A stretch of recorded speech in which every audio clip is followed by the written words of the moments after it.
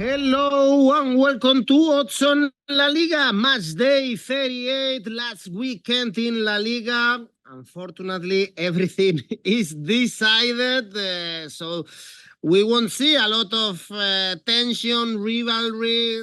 We have 10 friendly games, but I'm sure Alvaro Romeo is going to give you some key stats, some key information to place bets and perhaps make some money. Alvaro, what do you have for us in this strange 38th match day?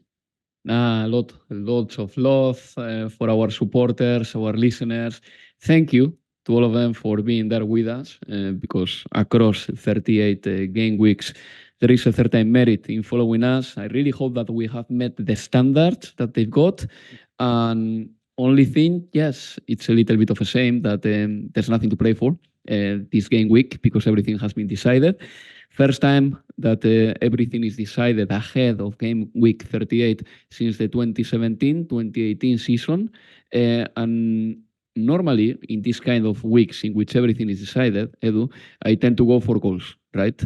Because we know that the teams have nothing to play for, so goals are likely to happen. But I don't trust anybody in this La Liga season, apart from Girona and Real Madrid. Girona at home and Real Madrid winning every game. These have been the two only constants in La Liga, plus Cádiz being a very low scoring side. The rest, for me, has been this season quite open.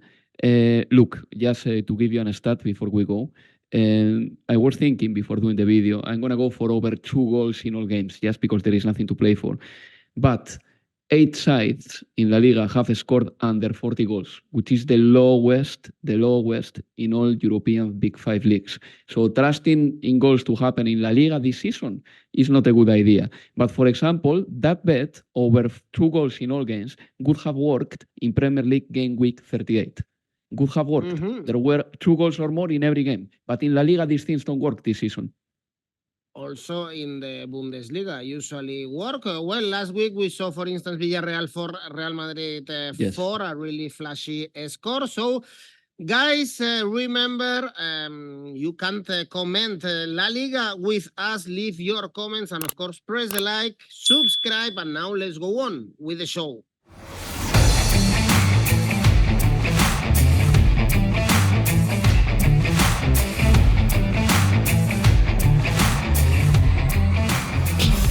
Well, let's try to find some value bets, some money in this last match day. Again, everything is decided, so the teams are not gonna play for Europe, for the title, for avoiding relegation.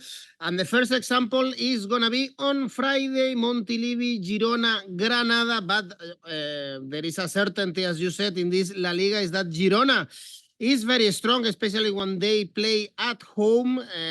2 defeats only this season when they've played at home and 2 draws. Granada, one of the poorest sides of La Liga, going down with only 4 wins this season. Girona to win is only 1.26. The important thing about this game, Alvaro, is that Artem Dovbyk wants to be the top scorer of La Liga. He is 2 goals below Alexander Sorloth. It's a possibility. Why not to think that he can do it?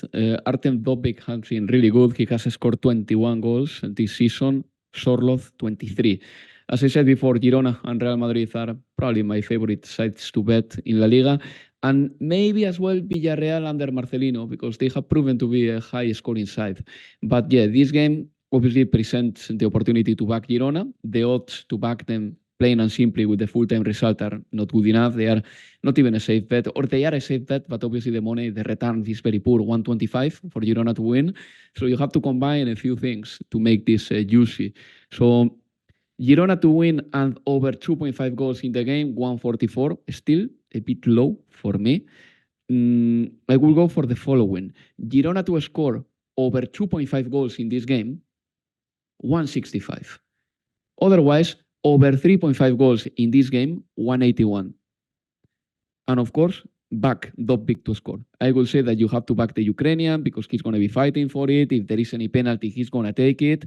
And, you know, I back goals in this game because Girona is the second highest scoring side in La Liga and because Granada has been very poor only 3 points away this season. Only 3 points away. They are worse, the worst team statistically away from home in La Liga. And by the way, if Granada loses heavily and Almería wins, Almería will not finish bottom of the table. Almería will be 19th. Very poor season for Granada. 3 teams from Andalucía, the southern region of Spain, going to La Liga 2 to Segunda División. Next game is Osasuna Villarreal. Perhaps here we see goals. In the previous match day, Osasuna scored 4 against Atlético de Madrid de Metropolitano, the heaviest defeat for Atlético de Madrid in their new stadium. This is going to be the farewell of Yagoba Arrasate, probably going to Mallorca. What a manager, what a ride for Osasuna in the middle of the table. Very comfortable. Villarreal, I would say it's been a bitter season for them. In Europe, they were competitive, very close to knocked out 𝐼𝐻𝐾𝐿, but so many managers not qualifying in the top 7. I think it's a negative season. Villarreal also kind of fighting for Sorloth to become the top scorer of La Liga and probably sell him this summer. Yeah, but I would prefer, Edu, to back Artem Dovbyk to score for Girona, because Girona is playing at home, than Sorloth to score against Osasuna, even though it's a possibility and it could be likely. But I really think that Dovbyk can score. Sorloth playing against Osasuna maybe it's a little bit more difficult away from home. Osasuna this season, just very quickly, they endured the difficult one. They didn't qualify for the conference. Arrasate is leaving. He has done a terrific job. And in my opinion, the best thing that Osasuna has produced this season is the best goal of the tournament in La Liga.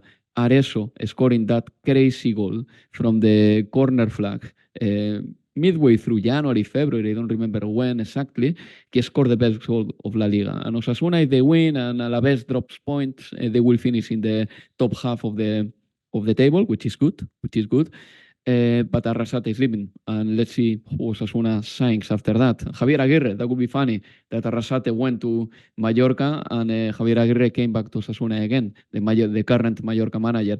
But when it comes to Villarreal, look, it's a shame that they won't play in Europe the next season, because they have been very entertaining since Marcelino arrived. Playing in Europe, by the way, would have helped keep their best players, not only Sorloth, but also Baena is a young prospect, still very interesting for a few clubs. Also Juan Foyth playing as a right back. But for me, Villarreal, if they stick to Marcelino, they are a candidate to finish 4th or 5th in the next season, because in the second half of the competition, they've been good. The only problem is that defensively, they have been really poor, but luckily for them, they have Sorloth scoring 23 goals, or even Gerard Moreno, who gave 3 assists to Sorloth against Real Madrid the other day. Gerard Moreno, for me, is the Spanish Antoine Griezmann at this stage of his career. In terms of his style, he's a 9.5. If we talk about his position, assisting a lot, scoring a decent amount of goals. And, it's a shame that Villarreal is not in Europe the next season, but they are paying the price of not knowing how to replace Unai Emery at the time. Edu, you will agree with me on that, because they went for 𝐿𝐭𝐵 and he wasn't the right manager. When Marcelino arrived, he set the things straight and he made Villarreal competitive again. So for me, in this game, goals will happen just because Villarreal is playing and because I see Osasuna at least scoring one at home. So I'm going to go for over 2.5 goals, 162, because Osasuna plays at home and because Villarreal has the Pichichi of La Liga and they are scoring many goals. Over 2.5 goals, 162. Anyway, Villarreal as a club, they were doing strange things, in my opinion, probably without Llaneza, the general manager who passed away some months ago. With him, they wouldn't do it, in my opinion, like having 𝐿𝐭𝐵 or even Pacheta were strange choices for a really solid club like Villarreal. For instance, they bought Sorloth, I think was for like 10 million last season, Alvaro's favorite player, and probably he is going to be sold this summer for 50, easily. I changed my mind about Sorloth. I mean, people change their minds, and I am one of those. And last season for Real Sociedad, do you remember Real Sociedad Roma at Real Arena, with Sorloth missing many chances against Jose Mourinho's side. I was very critical of Sorloth, but this season he has stepped up, and his goal tally is very similar to the one he got in Turkey. He scored 24 goals in a full league season over there. He has scored 23 goals this season. I mean, hats off to him. He's been phenomenal. The only shame is that he's not going to play in Europe the next season, and he's not going to play in Europe this summer because Norway hasn't qualified for the Euro 2024. Well, it's good to change our minds because players are not always the same and they developed in one way or another. And Sorloth, even he's not that young. I think he's 26, 27. No, I would say that 29. he's closer to 30, maybe 29. Let me check that for you. Yeah, he's 29, I think. So 28. 28 years old. So yeah, he is in the best moment of his career. Next game, Álvaro, Real Sociedad, Atlético de Madrid. Here, I guess we have Real Sociedad. I would say for both teams, it's kind of a 7 this season out of 10. Real Sociedad with a really good Champions League, qualifying for the knockout stages. They were only one penalty away for qualifying for the Copa del Rey final. That would have been their achievement of the season, and they will play Europa League next season. So I guess overall it's a good season for Real Sociedad. For Atlético de Madrid, they qualified for the Champions League for the 12th season in a row, but it's the first time with Simeone, by the way, finishing 4th, and I think many things need to change for Atlético de Madrid in the summer. The squad is very old and there are so many useless players. You have said it all about Atlético de Madrid. I've got very little to add here. 10 players Atlético have in the squad are over 30, and 5 more are over 29. And it happens to be that the best players are the ones who are over 30. Replacing them with players of that quality is going to be costly, and Atlético de Madrid doesn't have that much money. So there is a lot of work to do this summer in the offices, and hopefully Atlético de Madrid will be able to renovate this squad with some fresh legs. But it's not going to be easy. Also, one departure for Atlético. I believe that Profe Ortega is leaving. For those who don't know who he is physical trainer of Atlético de Madrid, and he has a very good reputation in South America. He'll be leaving. Let's see who takes over there. But yeah, Atlético, they finished 4th. It's true that they finished 5th with Simeone once, but that was when Simeone arrived in Atlético in the middle of the season. But ever since Simeone had full seasons at Atlético, Atlético always finished 3rd or better. For Real Sociedad, my mark is higher for Real Sociedad. I think that if I have to give my marks, Real Sociedad will get a decent one, because it's true that they got right now 11 points less than last season. But, they beat Betis last weekend when it mattered. They qualified for the Europa League. In the Champions League, they were very good in the group stage, and they qualified for the Europa League. And they've got a really nice target for the next season, which is winning the Europa League in San Mamés. This is the ground where the final will happen, and they will love it, winning the Europa League in their best rivals or in the biggest rivals venue. But anyway, they have kept their style this season. They are the 2nd in fouls made, which is a very Real Sociedad thing. They stop the play of the opponent very well. The 2nd in goals conceded, so that defense with Zubeldia and Lenormand and Remiro in goal is working really well as well. But for this game, I think that these 2 teams in particular, they've got quality up front, and they will probably loosen up a little bit. So I'm going to go for both teams to score, 173. Atlético has scored a decent amount this season. Real Sociedad are playing at home. I see this happening, both teams to score. Next game is Rayo Vallecano Athletic Club. I guess 2 teams also that we have to give high marks because Rayo Vallecano, they will stay 1 season more in Primera División, and this is an achievement without Iraola, with 2 different managers on the bench. Athletic with a trophy qualifying 5th in the standings. It's been a very special season for all Athletic supporters. Last game for Raúl García and for Muniain, their last home game both were able to be in the score sheet. So I guess it's going to be a good atmosphere in Vallecas also because there is a very good relationship between these two teams. Yeah, definitely. It was a little bit of a Hollywood script. The fact that Raúl García and Iker Muniain scored in their last game at home. Also, Athletic Bilbao lately has been announcing the contract extension of some of their players after the games in the ground. And they did that with Oscar de Marcos, extending his contract one more year. He's going to be the captain the next season, obviously, because he's been one of the longest serving footballers for Athletic. And yeah, it's been a good season for Athletic Bilbao. They are likely to have 4 players in Spain's squad this summer, by the way, which is not bad. Vivian, I think that he may go. Then we know that Nico Williams is going to be there, or Jan Sancet is likely to be there, and Unai Simón is the first choice goalkeeper for Luis de la Fuente. So the season has been good. And when it comes to Rayo Vallecano, look, they achieved safety in game week 37. It was never going to be easy without Andoni Iraola. Then the manager they've got now, Íñigo Pérez, is a man who spent basically the whole winter waiting to get a visa from the United Kingdom government to move to England to be the second coach to Andoni Iraola. That visa never came. He didn't qualify to move to the United Kingdom, and he ended up being the Rayo Vallecano coach. And he has done okay, but Rayo Vallecano has to improve for the next season because their home tally has been really poor. In fact, with their home point tally, they will be in relegation. They would have been relegated. And then they need a proper scorer. I mean, Alvaro García is a midfielder. He's the top scorer of the team. 6 goals only. Raúl de Tomás, for example, or the likes of 𝐜𝐭𝐭𝐚𝐲, Bebé. They don't score enough goals. They need a proper scorer. But anyway, this game could be played with no, defensive precautions.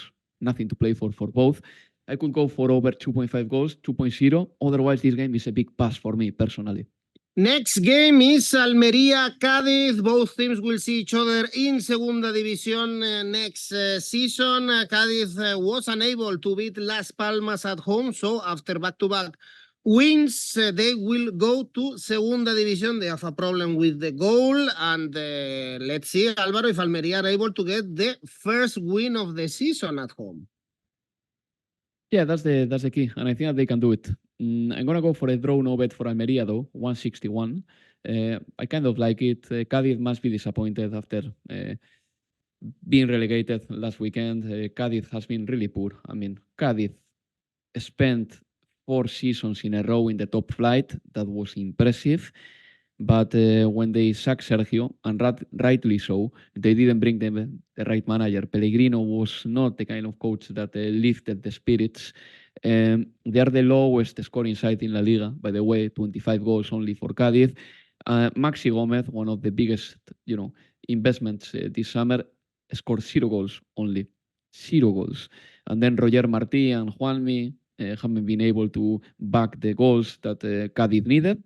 And I honestly, at this moment of the season, I prefer Almería. Don't ask me why, but Almería have scored 2 against Mallorca, 2 against Betis. They scored 1 against Getafe. So they've been scoring a decent amount of goals, and hopefully they will get their first win of the season at home this year at the end of May. But since I'm not ready to back them with a win because it hasn't happened, I'm going to go for a draw no bet, 161. I think that is good. Okay, both teams very poor this season. Cádiz, Granada, and Almería going to Segunda División. And last game on Saturday, Real Madrid, Betis, an important game for Real Madrid because it's the last game before the Champions League final. Is gonna be the last training with public, and we expect Ancelotti to put the same starting 11 as in Wembley, but in these days, with so many changes, 2 important things, in my opinion. One is Arda Güler scoring so many goals. It looks like he's been touched by a magic hand. And the other one is Militao, not ready to play at the top level, as shown, for instance, in Villarreal for Betis. Álvaro. Pellegrini qualified the team again for Europe. They are going to play a conference. I guess it's an okay season for Betis, but we expected a little bit more. Yeah, well, but it's the first time ever for Betis qualifying for Europe 4 seasons in a row. So, credit for Pellegrini as well. I think that Betis has a rather old squad as well, and they will have to work on that this summer a little bit with their financial difficulties as well. Who doesn't have financial difficulties in Spain anyway, apart from Real Madrid? But yeah, the season has been good, but I think that Real Madrid is the favorite here. Arda Güler, one of the players on the ending of the season, that's for sure. When he scored his 5th goal in La Liga at La Cerámica against Villarreal, he also took his 5th shot on target. So his shot conversion was perfect in game week 37 of La Liga. It's very impressive. And he has scored the goal every 63 minutes. My only fear with him is that the next season he may not play very much with the arrival of Kylian Mbappe, potentially. But anyway, let's see how it goes. Real Madrid has been phenomenal this season, a potential 97-point tally. I can't remember a more clear La Liga victory for Real Madrid than this season. It's the best season I can remember of Real Madrid, really. And they are the best team domestically. They've got 50 points at home, maybe 53 if they beat Betis. They are the best team away by far. And it's true that Militao showed some difficulties as soon as he played the first proper striker in La Liga, Sorloth, the other day. But anyway, he will get a new chance here, I guess, to prove his worth. And, let's see how it goes. But I'm going to back Real Madrid. I mean, there are many things that I like in this game. I will take the following. Real Madrid to win the second half, 165, has happened a lot this season. Maybe over 1.5 goals in the second half, 167, around the same money. If you want to go in the region of 2 or more, it will be Real Madrid to score over 2.5 goals, 2.0. That would be more speculative. My favorite here is Real Madrid to win the second half, 165. It's funny that Arda Güler has scored the same goals as Rafinha, for instance, for Barcelona, or even 1 goal more than Memphis Depay. Or Lamine Yamal, no? Some interesting data for a player that has played very, very few minutes in La Liga, also with a lot of injuries, but one of the young talents of this competition. And 4 games for Sunday. Getafe, Mallorca is the first one. Both teams can be happy because they are safe. Mallorca suffering a lot until the end, grabbing a draw in the last game. It's been a special season, playing the cup final. Probably Aguirre is not going to continue in Mallorca. For Getafe, a quiet season, which is odd in the last years, thanks to Bordalás. Probably there are even rumors, Alvaro, about Bordalás leaving Getafe, which is going to be bad for the club, that's for sure. Yeah, completely. I have seen Bordalás a little bit nervous lately. He had a problem with the referee last weekend because the ref, I don't remember his name, but now he said that he was a little bit sick of Getafe, referring probably to the last game Getafe played and to some other games that he had to judge Getafe on. But anyway, also Bordalás gave a press conference a couple of weeks ago asking for more players. It's true that Getafe has had many injuries. Borja Mayoral's one has been probably the most costly for them because Mayoral was in a really good run, and I do believe that he would have scored almost 20 goals had he stayed fit and healthy. But anyway, for this game, I think Getafe to win will be a very good money. Mallorca is safe. And Mallorca is safe with 7 wins only, by the way, which is a very low tally.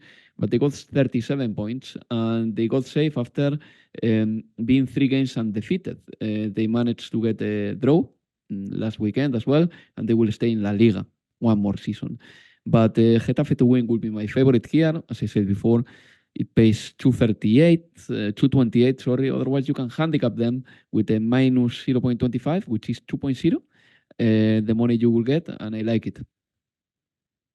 Next game, Alvaro, is Celta Valencia. Celta also got safe the last weekend after beating Granada. Tough season For Celta, I guess all the supporters are expected to be a little bit higher, having Benitez on the bench year after year. Celta is risking relegation. Valencia, pretty good season for Baraja's men, not European spots, but plenty of young talent. For Valencia, let's see if they get some signings in the summer, which is not very likely, by the way. No, not very, because Peter Lim, Valencia owner, barely invests a penny in Valencia. In fact, it is more likely that a good player from Valencia leaves rather than a good player arriving or a marquee signing arriving. The season has been a little bit too long for Valencia. The other day, Pipo Baraja, the manager, was comparing his club to a Skoda right now. I don't know why he made that comparison, but he said that. But the truth is that under Peter Lim, the numbers are very telling. Look, since Peter Lim took over 11 years ago, Valencia has been out of Europe in 7 of those 11. Before that, let's don't forget that Valencia was a side that qualified for Europe year in, year out, every year. 6 games winless for Valencia. They have some problems to score. Hugo Duro has stopped scoring as well. 𝐿𝐭𝐴, by the way, will miss the Euro. He's a very unfortunate footballer when it comes to injuries, José Luis 𝐿𝐭𝐴. And when it comes to Celta, just very quickly, they achieved safety last weekend. And with 𝐜𝐴𝐨𝐧𝐧𝐞𝐜𝐭𝐿, they have gotten the results that Benitez could never grind. 𝐜𝐴𝐴𝐨𝐧𝐽 has a winning ratio of 55%. It's a lot. It's a lot for a team like Celta. He got 5 wins in 9 games. And I like his shoot, by the way. It looks like he's going to have a night out in Ibiza or something like that. I don't know if you have seen it, the base shoot that he wears in La Liga games. But anyway, I'm going to back Celta just because they'll be a little bit hyped after getting the safety in La Liga. So Asian handicap minus 0.25 for Celta will be my favorite. If they draw, you suffer, have a lose. If you win, you win. Or if they win, you win. And that will pay 170. Next game is Las Palmas Alavés. Las Palmas will also stay in Primera División thanks to the point in Cádiz. Really bad second part of the season, unable to win a football game since February, but was enough because they were brilliant in the first part of the season. Probably the manager, García Pimienta, will stay. Alavés, on the other hand, very reliable. They've done a great season under Luis García, beat Getafe in the last game. They are 10th in the standings, only 3 points less than Valencia. And considering that Las Palmas is not winning any team, the double chance for Alavés could be a good option here. Yeah, double chance for Alavés could be good, but let's don't forget that Alavés has been kind of a force at home at Mendizorroza. Away from home has been a different story, and I cannot take that away from my mind when I choose the odds for this game.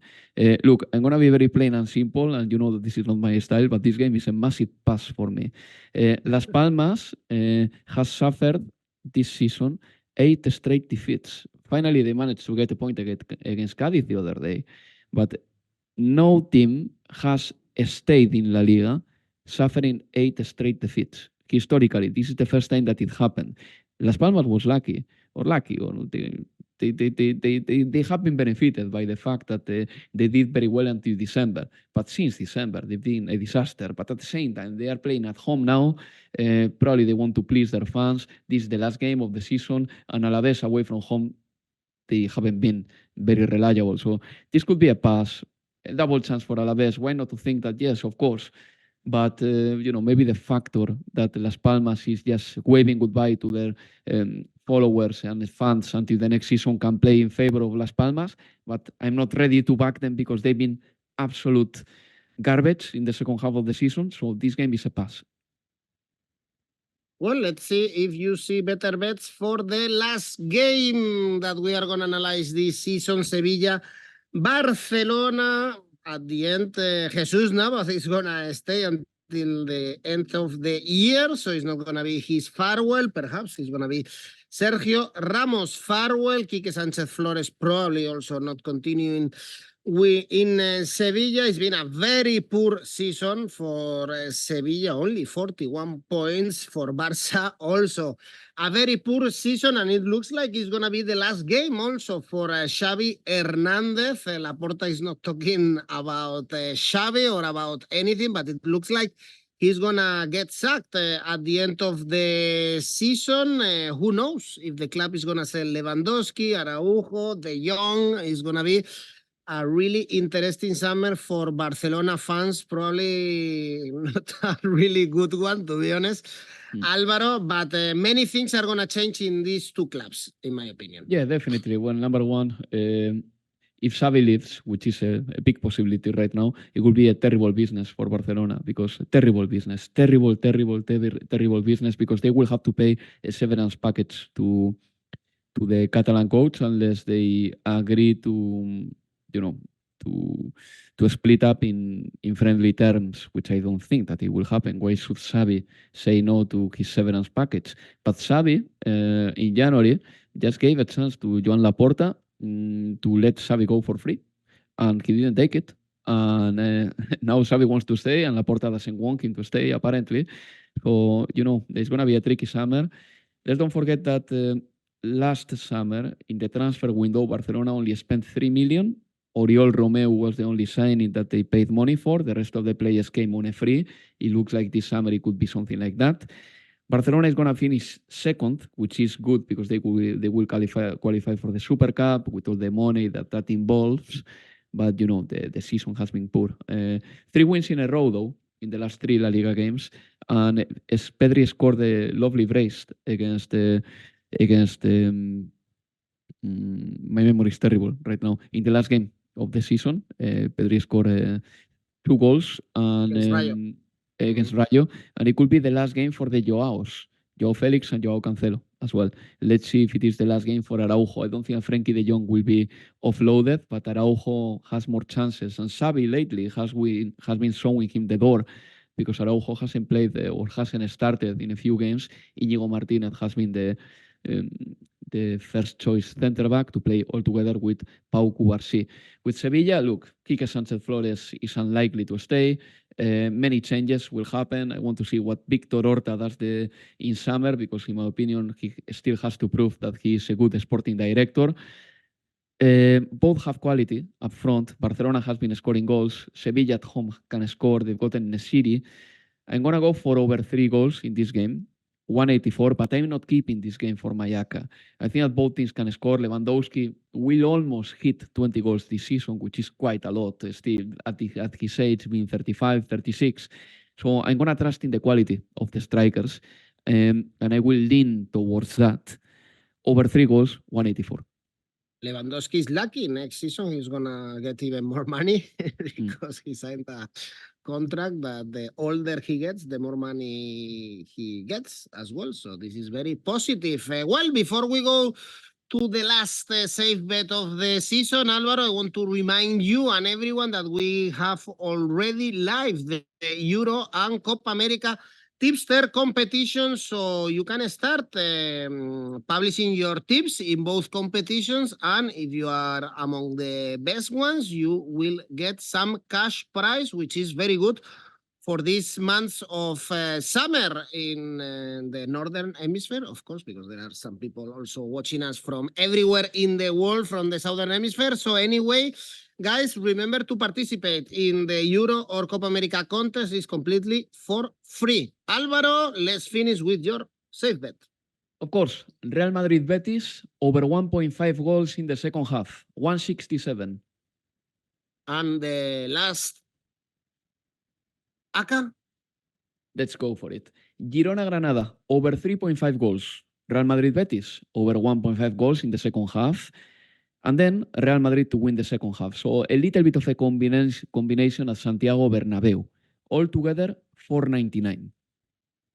Well, 38 weeks later, Alvaro Romeo, thank you very much for all your tips, for all your wisdom. Hopefully, we will see each other very soon in the Euros, but also next season in Odds on La Liga. Bye-bye, Alvaro. It's been a pleasure. Edu, take care, have a nice summer, and see you for the Euros.